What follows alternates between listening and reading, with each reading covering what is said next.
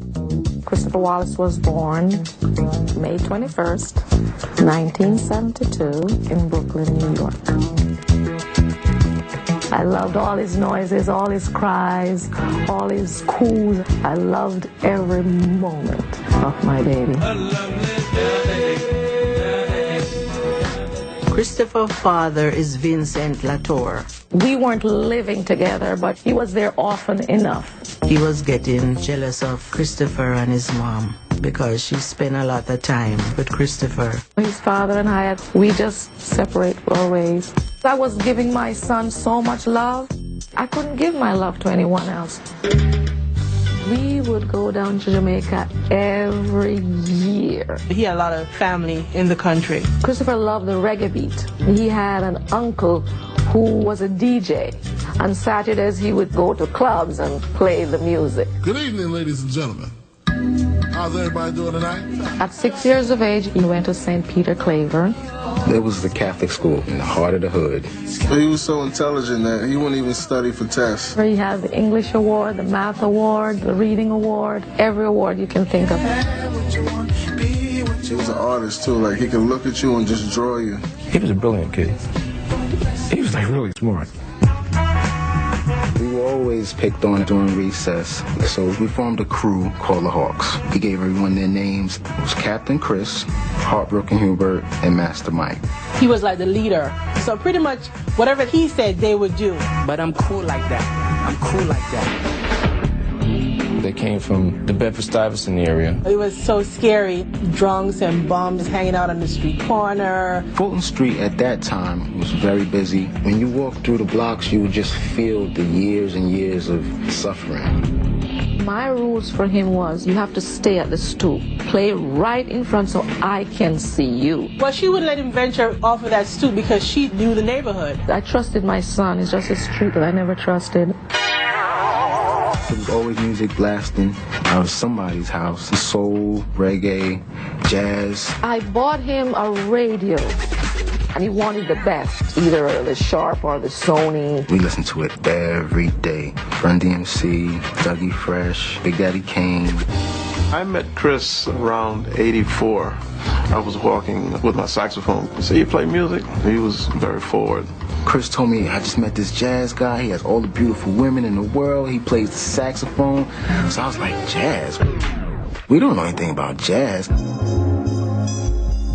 He introduced me to his friends. They were all aspiring rappers. They liked me because I was touring and working with all the jazz greats at the time. He would actually have little recording sessions in his house, give us the microphone and headphones and say, hey, you want to rap? Chris would come up and give his best shot. The voice was changed when you heard me rap. Your hand was on your gun or your home was strapped. I gave him the ability to listen to music on different levels, rhythmically, the melody of it, the themes, you know, and that's the jazz perspective. Oh, what's up? It's Video Music Box. There was a show called Video Music Box that was out, and Ralph McDaniels would always come up on people and say, hey, you on Video Music Box? I was trying to use this camera, so I said, man, Chris, walk around the neighborhood, that would be Video Music Box. Look in the sky, wonder why most MCs alibis won't comply with my style of rhyme or rhyming or rap. It's not a trap, my rhyme just snap. And we were laughing and laughing like, you never gonna be on Video Music Box, man. Miles and miles for a while, my rhymes were once in the pot. Now put them on fire. Hey. We wanted to find a way to get on the map fast. So that birthed the Techniques. 2 DJs, and Chris was the MC. This is a whale of a tale of a bell. You have to paint a bell, and I would nail begin to sell. He was writing down music in like those little black and white composition books. He was an honor roll student. It showed up everywhere, even in his raps. Looking at my walls, echoing my head saying I got a lot of balls. His vocabulary was vast. He would say things like hypotheses in a rhyme, and we'd be like, what? He wrote a song called I Love You. I love you. It's pretty deep. After he left St. Peter Claver and started going back into the public school system, I think that's what basically changed it for him. He had his friends who was like in the same lifestyle as he was in, and then you had Chico who lived across the street. I'm your pusher man. I was one of the toughest little dudes around the way. I'm your pusher man. He seen the environment that I was living in. He definitely didn't want to talk to me. I knew if I walk out that door and see, it was be him every day in that same spot, no matter what time it is. I just told him, like, yo, why you never come off the stoop? He was like, because my mother, you know, she don't allow me to do things what you doing.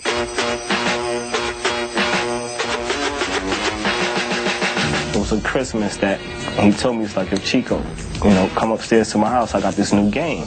Anything Christofer asked for at Christmas time, I made sure he got it. He got a new ColecoVision. I ain't had that. He had everything, so it was like cool. All the boys in the neighborhood looked up to him because as far as you're concerned, Christofer was like living the life. You just ring his bell and he'd tell you to come upstairs or something. He was charging people quarters, 50 cents, $1 for 2 games. Christofer knew the value of money and knew what money could bring into his life. My son loved money. He wanted to be like everybody else on the block, but his mother was not buying him the clothes that everybody else wore. But when you started to want different pairs of Adidas, different pairs of pants that cost $50 to $60 a pop, you realized that you had to get your own. One day I was like, yo, just come me around the corner and meet some of my old timers. He was like, all right, I'll come with you. Chris just decided that it was the time for independence. So he ventured out on Fulton Street where you could find the drugs and the drug dealers. He was just like standing there like in shock. So much traffic and everything flying past him. He just like, nah, I ain't with that, man. I ain't a policeman. My mother found out. I was like, come on, Chris, just chill, man. You ain't got to do nothing, just chill. Chico just introduced me. He's like, yo, this is my friend. Damien was a guy who was known in the neighborhood. We used to just be talking about getting money. He started hustling when he was around 16. It wasn't a glamour thing about the drug game. He had to do what young black men face when they're in a neighborhood with their peers. Unfortunately, that's how it goes. You do what's around you. You do what you see.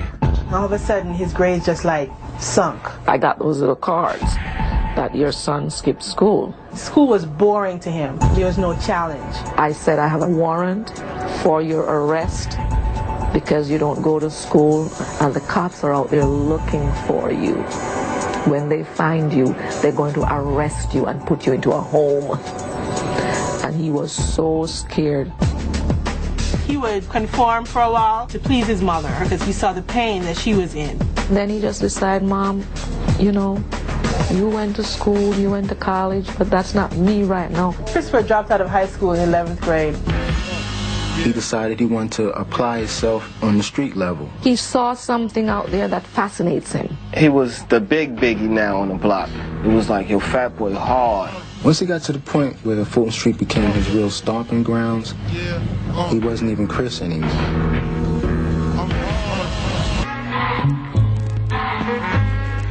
I used to come back and forth from school doing my thing, and Big, he right there on that corner, hustling with the rest of the dudes out there. It was like we was the Mafia. We getting our own money, we on our own block, everything is our own, so we like a little family. That was my dog, that's my partner. Just as much as I support him, he support me. Fulton Street was definitely free enterprise. Competition was at your back, at your front, dog eat dog. Big would be like, damn, you know, this is nothing I want to pursue as no career, to be sitting there hustling, watching my back every day. His mother started getting worried about him. I remember many times she would be so upset. She's like, Susan, what am I going to do? It was that fear of the street. I don't know what's going on out there. So the first thing I did, I opened an insurance for my son. I think she was trying to put a lesson across to him and let him know, you know, death is this kind of thing that will happen with this kind of lifestyle. I remember when my son signed it, so you know what you signed? I said, what? I said, you said you signed away your life.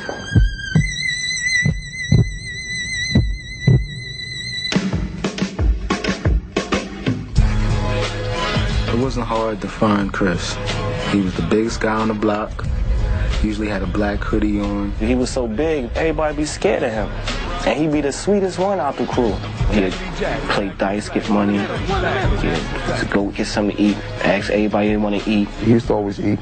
And the next thing you know, he started getting bigger. Most of the older guys, they just call him Biggie Small, stuff like that, because he was, you know, kind of chubby. He big and y'all small, so Biggie Small. Before you know it, that was becoming his second name. He didn't care. He'd see a girl all day and ask her for $1. Give me $1. Let me go $5. Buy me something to eat. That's how he met Jen. I don't care what anybody tells you he looks like. He was always popular with the ladies. Jane caught his attention on that, and they bonded, and he was like, yo, Cheek, come in around the corner, I'm gonna get something to eat from this girl. She got to play the fool for him. He eating. Dude, it's crazy. His personality is what really drew him to me. Before it was a physical thing, like, oh, I really like him, but it was like his personality always made me laugh. Big always had a lot of company. His mother used to, you know what I'm saying, she used to get offended by it sometimes. Ms. Wallace used to beef about the music, stuff like that, like, why you playing that noise? I always say to him, I wish you guys would stop that noise. And he used to tell her, like, one day this gonna be my money. Watch this! Lord, me alone. When I tell people, you know, like, yo, Chris can rhyme, they look at me like, man, get out my face. I'd be like, yo, spit something for him. And he'd be like, yo, chill, Cheek. Well, Big was kind of shy. He never used to, he'll get mad if you put him on the spot. The dude Push, he used to live on the next block from us. They used to have these parties across the street from Big's house. We called it Soul Powers 197, and people call it a basement party. Push was like, yo, you know, let's do a battle, an MC thing. We would have an open mic session, and that's when Big started doing his thing. I'm the heavy-set one with the dimples and the one that still hustles on Fulton Street. You know, he got everybody's attention with like the first 2-3 lines. Enough about me, let's talk about you. They were shocked. They were shocked because there was this quiet, big guy that, you know, everybody saw standing on Fulton Street, rhyming and holding a flow. That big black dude from Fulton Street, he's nice. That was the word. Yo, MC, there's a new sheriff in town, you know? Yeah. People will come down from all neighborhoods, bring their best man down to battle Big, and, you know, you gotta pay up. Give me the loot, give me the loot. That was like a hustle at the time. I ain't gonna be out here spitting for free. I'm not rhyming for free. He was always saying it was business instead of games. It was like MC after MC. But when he got on, everybody wanted to hear what he had to say. South Brooklyn, where this rapper was originated. Your rhymes ain't shit, they must be constipated. Many awaited. The heavy-set brother from Fulton Street. Drop a rhyme to a funky beat. Traffic stopped. You'll see the whole crowd. You'll hear everybody just go crazy like you're at a concert. Biggs was notorious on the mic. They be like, yo, what's your name? So he was like, Notorious B.I.G. And you can't get no bigger than that. He was what you would call a ghetto superstar.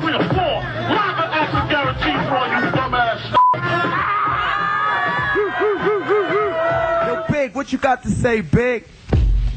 Yeah. One day, Big was down there spitting over that old Big Daddy Kane beat. Big took it upon himself to be like, yo, hook up the mic, let's make a tape. He just got on, and everybody was like, oh. Recorded it. Oh, what a feeling. Driving in my 4x4, girlies galore. B.I.G. on the door. Non-stop music on the mic, just bugging out. At the time, I was DJing for Big Daddy Kane. 50 Grand came up to me and he was like, yo, I got this kid from around the way from Bed-Stuy. His name is Big. He rhymes. I got a demo on him and I want you to hear it. And so I listened to the tape that night and it was just incredible. He fell in love with it. It was very airy, distorted tape, but the rhymes was cutting right through on it.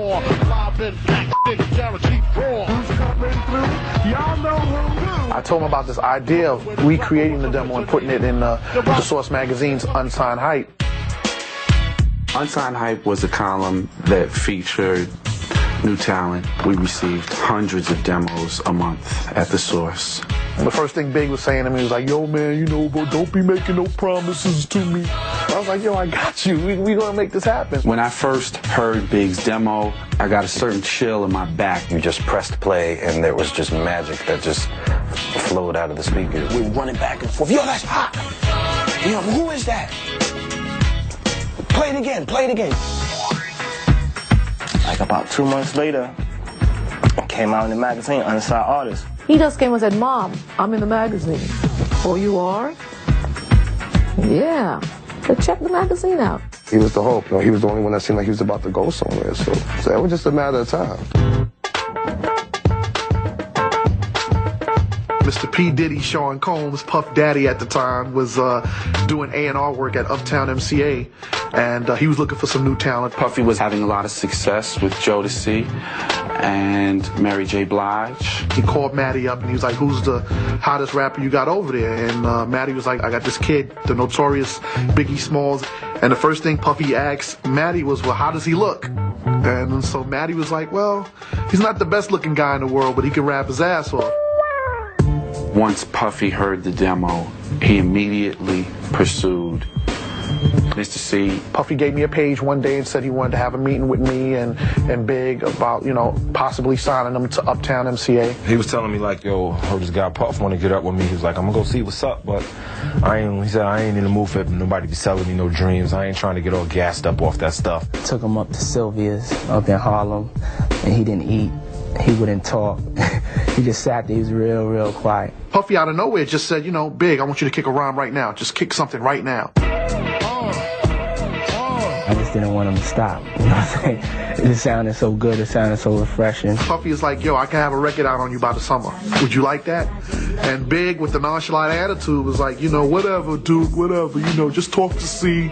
Y'all make the deal, whatever. He was hungry, but Big was smooth. Like, he knew what was coming to him anyway. Yeah. Puff was trying to be nonchalant, too. But I could see the giddiness in his face. He was like, oh, my God, I got something, you know. This young man at Uptown told him that he's going to make him rich, turn him into a millionaire at 21.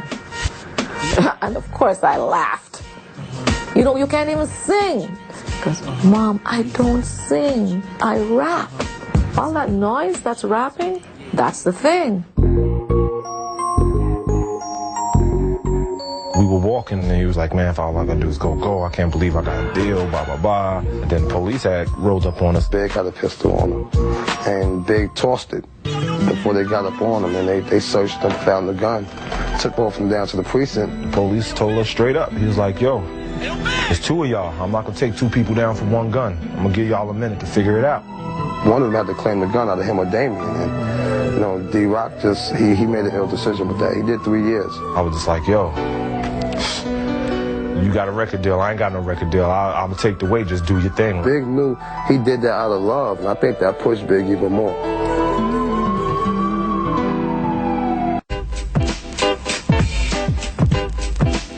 Puffy's whole plan was just to get him out there as fast as he can and get him on a bunch of songs and projects just to get people to hear him. The first record that Big was ever on was Real Love, the remix with Mary J. Blige. Look up in the sky, it's a bird, it's a plane. Nope, it's Mary J, ain't a damn thing changed. Everybody was like, yo, this is huge, man. He's with like the #1 chick. This is crazy here, you know? When I first heard the finished version to Real Love remix, I went crazy. I just love to hear somebody spit something really hot. I said, he's out of here. Real Love was a huge single, so Biggie getting on that remix was big.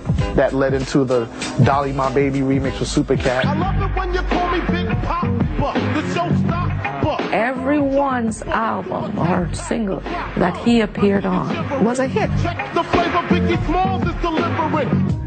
Then he did the Party and Bull record, which was a part of the Who's the Man soundtrack with Ed Lover and Dr. Dre movie. Party and Bullshit was his first single. That was Big's first 12-inch.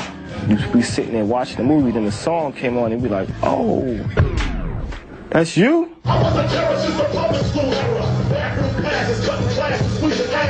That was like his first street hit. It was like, wow, you just heard a voice and a style and a kind of a approach that just nobody was doing at the time. Big used to come to the clubs, and I put the record on. They made quite a bit of commotion on the dance floor.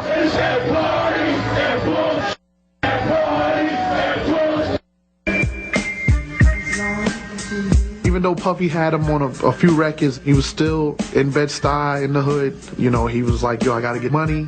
Rap doesn't make you the money.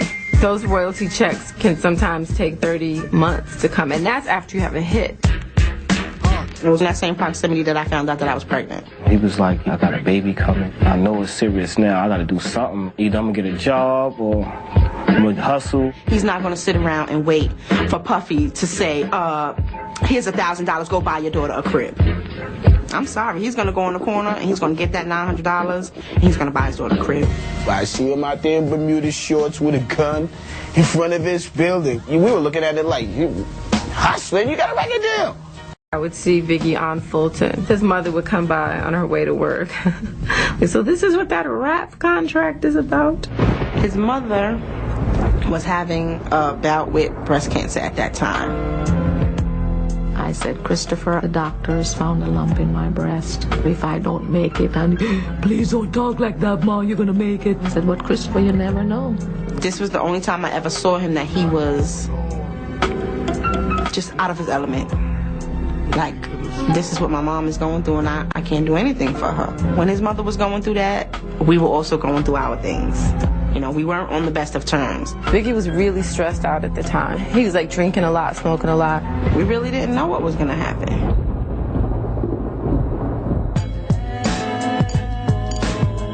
Puff got fired from Uptown, so Big was like, oh, man, like, what we gonna do? When Puffy leaves Uptown, you know, half of Biggie's album is done. Because Uptown didn't really know what they wanted to do with Biggie. They really couldn't dig the music and what he was doing. MCA, which distributed Uptown, was worried about the content of Biggie's album because it was violent, it was profane. He really didn't know what was going to happen to him as an artist. Next thing you know, Puffy gets this deal with Arista to start his own label, Bad Boy. Puffy said, I see something in this guy that you guys don't see. You guys are just gonna let him go to the garbage can. Let me take him with me. Puff was like, Big, you gotta trust me. We're gonna get this worked out. Everything's gonna be okay. Things take time, but the man gotta eat. If you don't want to lose your act, you gotta keep greasing him. Because that's slick money out there in the streets, baby. It's fast. He went down south to North Carolina to hustle down there. He had an opportunity to make some money today.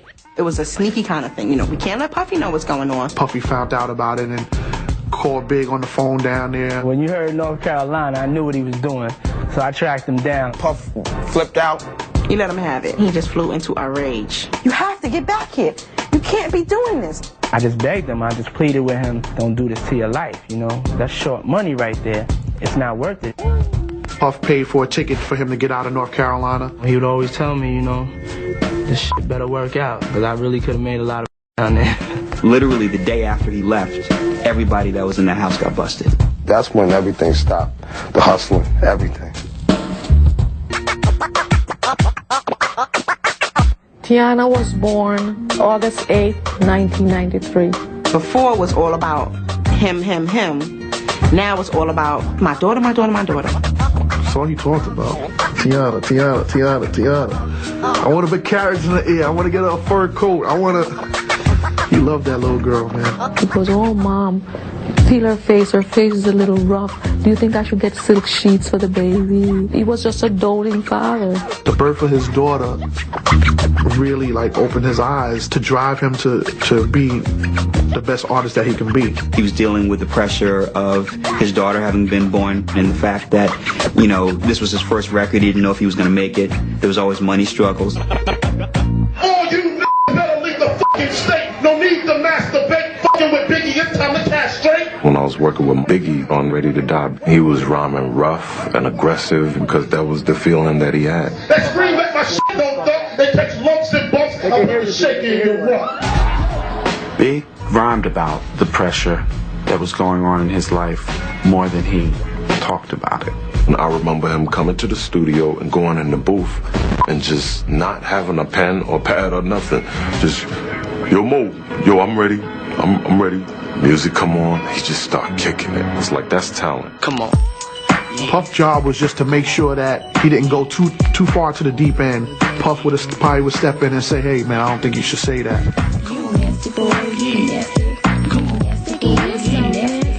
We definitely worked as a team conceptually. It was almost like Quincy Jones and Michael Jackson, you know what I'm saying, as far as like a collaboration where two people really respect each other and play their position. Puff totally trusted Big, and Big totally trusted Puff. Puff was just slipping the mainstream in him little by little.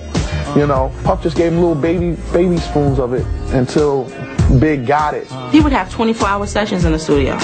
Like go in 8 in the morning and couldn't come out until 8 the next morning. Whatever it took. When he was recording the album, it was stressful for him because, of course, his mother was recuperating from cancer. He had a baby to tend to. He wanted the album to be a success. It was a scary feeling, I'm sure, to think, are we going to be able to start this off right? Puff's career was on the line. Big's career was on the line. The stakes were high. They had to keep things going. Yeah. Ready to Die got released on September 13th, 1994. Juicy was the first single. Juicy was telling a story about the everyday struggle. I made the change from a common thief to up close and personal with Robin Leach. It's something that anybody from any urban city anywhere in the world can understand. I said, you wrote that? He said, yes, I did. And that's when I was like, gosh, he's talented. You never thought that hip-hop would take it this far. Now I'm in the limelight cause I rhyme tight. Biggie was doing, you know, something that was considered like West Coast. He was doing storytelling rap at a really like slow tempo. Biggie loved West Coast so much, he wanted to do it the same way Snoop, Dre, and Suge and them had did it. Represent, baby. West Coast artists were going platinum and double platinum. He wanted that same love and he wanted that same quality of music. Like the Doc came out and it blew up off the head. It was like a comeback record for the New York MC. He put Brooklyn on the map, you know what I'm saying? He brought the East back. When I met Big for the first time, it was right on his block. It was right at 226 St. James. And he was just like literally like almost holding court. And he wasn't even 2 weeks out the gate and he was already, in a way, kind of the king of New York. He started really seeing that fans, he was touching a lot of people with the music, and that was deep. Big was just working after that, like he didn't stop. Big was just jumping on people's records. Oh, you want me to be on your record? I'll be at the studio at 10 o'clock, pay me $5,000 in cash, no contract, boom, this is how we're gonna do it. And he was like, this is the new hustle. You know, this is the music, this is the hustle we're doing right now. This is what's up.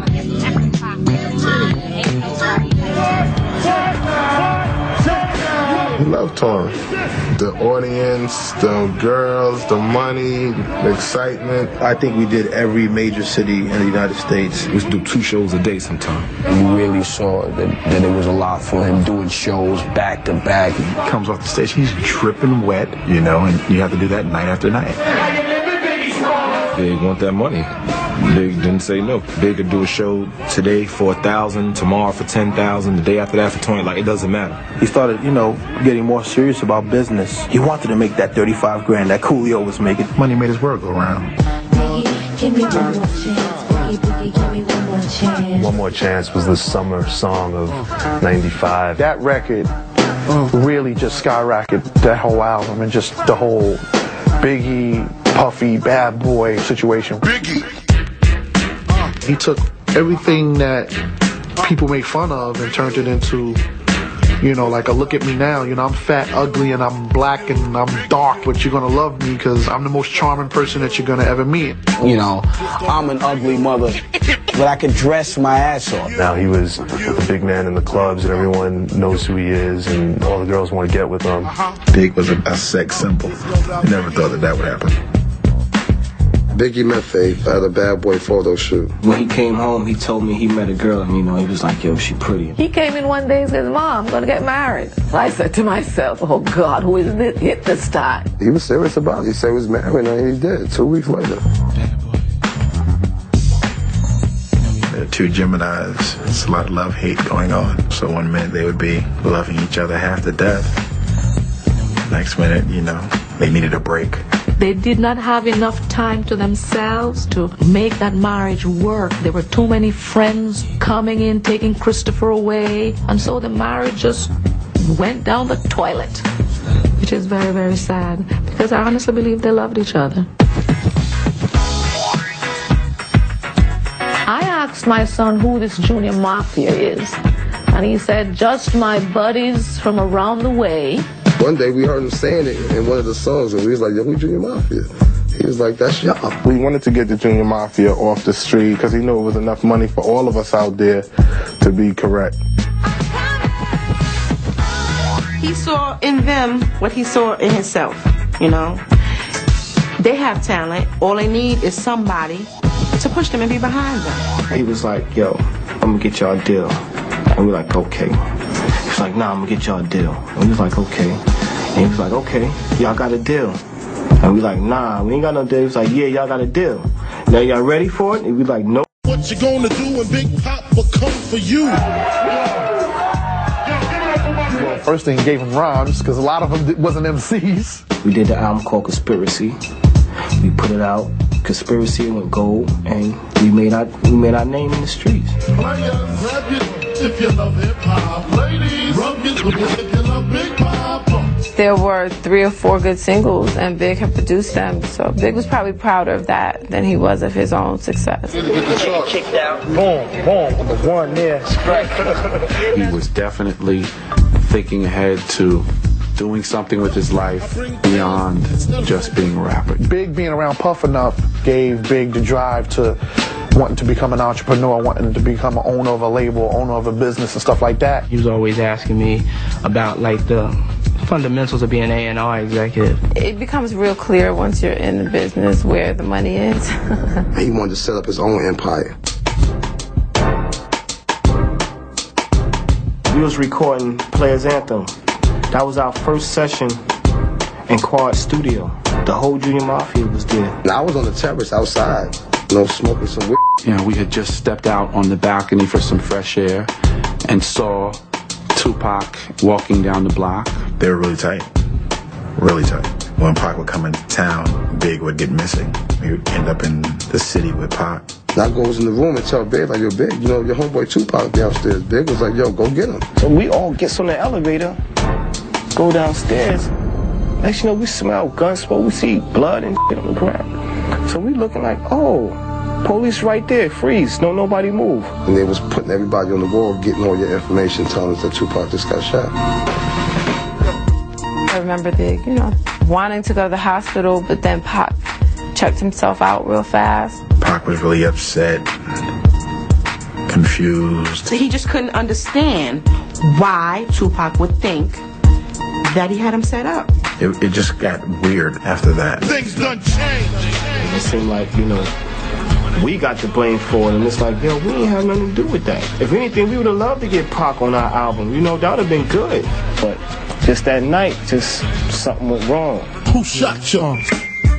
Then Big came out with the song Who Shot You. When he heard Who Shot You, Tupac thought that Big was talking about him in that record. But actually, he wrote the song way before Tupac got shot. That's when, like, it hit the fan.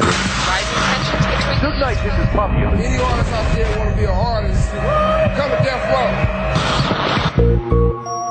I think they were both becoming pawns in the media's eyes. I was definitely commenting on it on my show, and we all fell into it, not knowing that it was going to be so ugly. It was like an incredible fire that everyone just kept pouring gasoline on. Big just tried to ignore it. He knew Homeboy was bugging out, and Big just let it ride out. Big was like, if I didn't have nothing to do with it, why speak about it? He felt bad that Pac really thought, or was acting like he thought he had something to do with it, but he was basically focusing on what he had to do. He felt responsible to represent the East Coast. He ain't got no problems with representing the East. All right, but I don't want to represent the East Coast dissing somebody. And it just started getting crazy. Everyone's traveling with more security when they come to the East, with more security when they go to the West. And no one knew how to stop it. Last night, West Coast rapper Tupac Shakur shot 4 times on his way to a nightclub. It was Sunday, September 7th, that Tupac was shot. And he died Friday, September 13th. And it was a week after that Big had his car accident. I was driving. It was raining that day. I was turning the corner and it was slippery outside. And when I turned to go around the circle, the car just slid from the water. The car went over some embankment. Big was in the front seat and messed up his leg for like 8 months. A lot of people was questioning the fact, my God, Tupac passed away, you had such a freak accident. That accident was a wake-up call. He thought about the future. Hey, I could have died. And when he was flat on his back, he had time to really reflect on the direction that his life was going in. He just started doing things, more positive things, more family things. Faith had called me and told me that she was heading to the hospital. They had a brief reconciliation, and CJ was conceived. For him to have a child with Faith, that made him very happy. This time he wanted a son, and this time he got a son. he had a completely different perspective with life after death than he did on Ready to Die. In between those two albums was a whole lifetime, literally. Well, Life After Death was more like my life is good now. You know, I got 2 kids. You know, I got Junior Mafia out, got my crew out, my team eating. You know, I got a house on the hill now. I got some cars. As soon as he was done recording, he looked at me and goes, "Preem, it's over. I did it. I did it." He's like, "I'm the greatest." This goes out to you, and you, and you. When he went to California, he really wanted to put to rest all of the bullshit, sensationalized East-West type of stories. He was out there promoting the album. Right away I panicked because, gosh, California, you know, that's not such a nice place for my son to be. People might resent my son because Tupac is gone. They may feel that he's out to take over Tupac's, you know, place. He was going to the radio stations and he was doing interviews just like dispelling all of that. Going back to Cali, strictly for the weather, women, and the... He liked everything about LA. That was the happiest time I think I ever saw Big in my life. And he's literally by poolside at the Four Seasons in a cabana, you know, smoking weed and drinking lemonade. He really wanted to be able to enjoy his success now that he was making money, now that he was finally doing exactly what it is he wanted to do with his life. Not even a day later, he was murdered. Pop asked him, like, "Yo, you've been working. You want to go hang out? You know, so there's a party going on." And Big was like, "I think I deserve to go get a drink." The party was lovely, man. They played Hypnotize about 10 times in there. That was the first time he had heard the song out, and people was loving it. You thought we was in New York the way they were showing Big love out there. He was feeling that. We left the club real happy. We had just literally pulled out the parking lot. I was right behind Big, and Damien was on the side of me. I had mushed him. I was like, "Yeah, boy, you back." And he had just like, did like that, and he had looked back and he was smiling, like, you know what I'm saying? He was just laughing like, "Yeah," you know what I'm saying? And then like 2 seconds later, we heard the shots. The car just rolled up on the side with a dude in it by himself and just started shooting holes on Big door. You know, I jumped out the car to searching myself to see if I'm shot. But you know, the only one that hit was Big. I mean, I had to call his mother from that damn hospital, man. That was crazy. I picked up the phone and I heard a man crying. And I recognized Damien's voice. And right then and there, I knew something was wrong with my son. He was like, they killed him. He was like, he is gone, and I wish that I could tell you that it was a lie. He's like, but it's not. Well, last Sunday morning, just shortly after midnight, the individual, Notorious B.I.G, was shot and pronounced dead. Hubert was coming down the block, and I don't even think Hubert heard it yet. I said, "Chris got killed." He was like, "Oh, shit." We went back to St. Peter Claver, and we just both sat there, you know. And one thing I said to Mike that morning was, you know, the whole world, nobody knows how we feel right now. Because we really lost just not Biggie, you know. We really lost Chris. I know a mother has lost her best friend in the world. And 2 beautiful children have lost their father. It was just like, you know, a piece of everybody was gone. March 9th, 1997 was the day that Brooklyn died.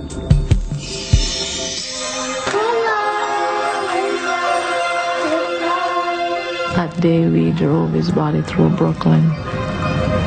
That's when I realized, my God, my son was famous.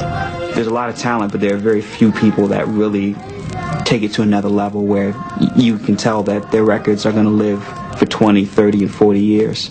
And Biggie was one of those artists.